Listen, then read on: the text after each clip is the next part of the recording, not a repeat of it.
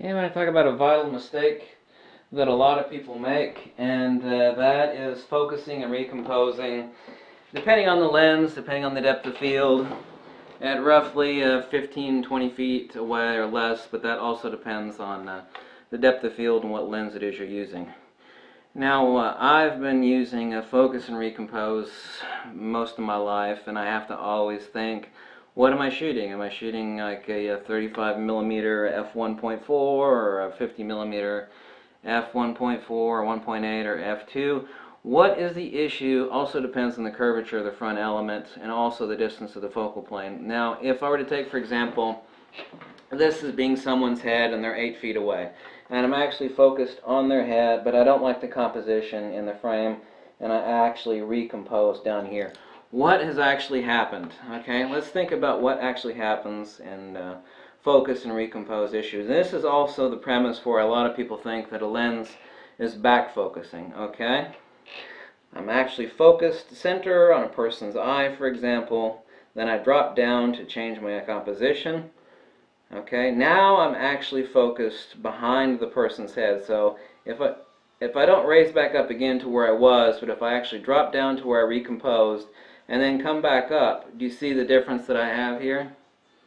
I have now this discrepancy. I'm now focused behind the person's head. Now if I have a curved front element, what also changes, say I'm shooting a 35 millimeter f1.4, I don't know what the front element is, but a specific lens with a front element curvature that's drastically different than the center of where I've actually focused at, and I drop down, then what has actually happened also is not only have I focused behind the person's eyeball, okay, depending on how I recompose, but I've also changed the position at where the light from that person's eyeball or wherever it is that I want to compose at has changed distance on the front element of that lens. So I have a curvature here, okay?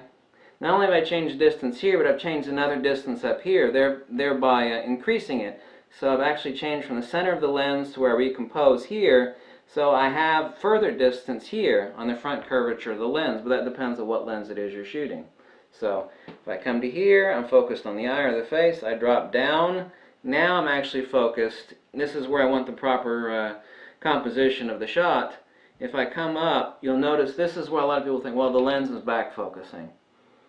And that's not what's happening. Of course, this is really only an issue when you're talking about close in and a shallow depth of field, and you've got a seriously curved front element. Now, an easier way to think about it too is if this is the focal plane of my sensor, then I'm actually focused up here, and the person's face is actually focused perfectly.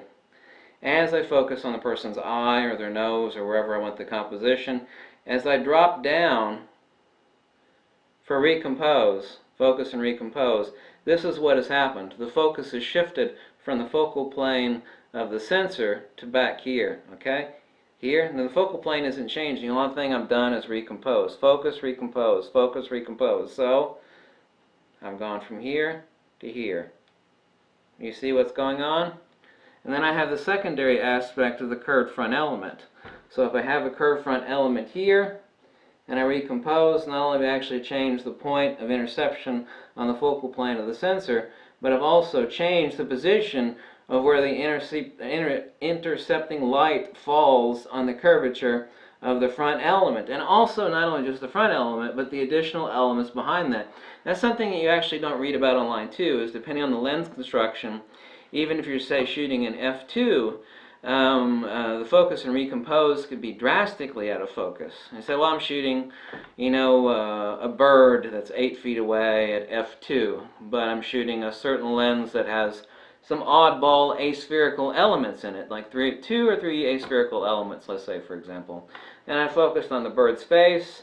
I'm zoomed in. I don't know. Let's say I'm using a 60 millimeter, 80 millimeter lens, and it's got 2 aspherical elements.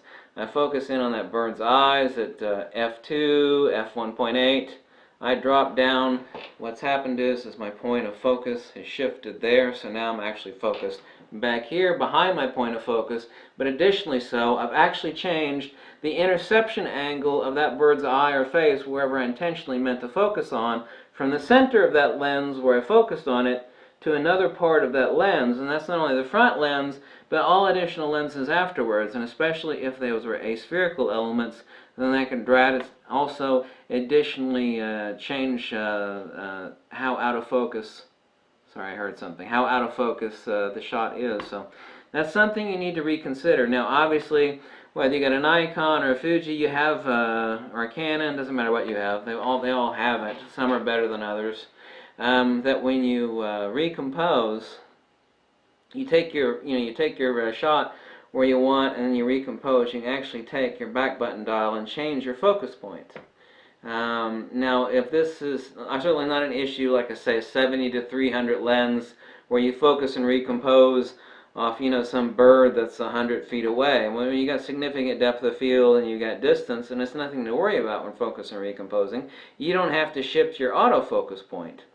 But when you're talking about certain lenses and close in and shallow depth of field, and it can be drastically more so with one lens or another. I mean, you can't pinpoint what it is, but it has to do with not only the front element but the aspherical elements after that. You've actually changed the point at which the angle intercepts the lens, but you've also changed the position at which you have focused, and now where the focus is readjusted to. Because when I focus here and I drop my camera down, if I were to raise up now, you can see that the focus is shifted from here to here. So now you're actually focused behind it, and what you end up with is a blurry eyeball or a blurry face or blurry whatever it was you intended to do.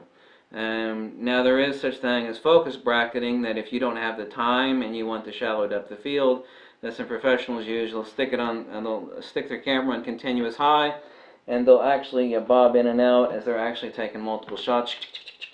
So there are ways around that. So if you don't have the time to screw around with changing your focus points, there are some ways around that. But that's something you also need to be considering. And those people that think that their that their lens is back focusing, especially if they're shooting. Well, what were you shooting at?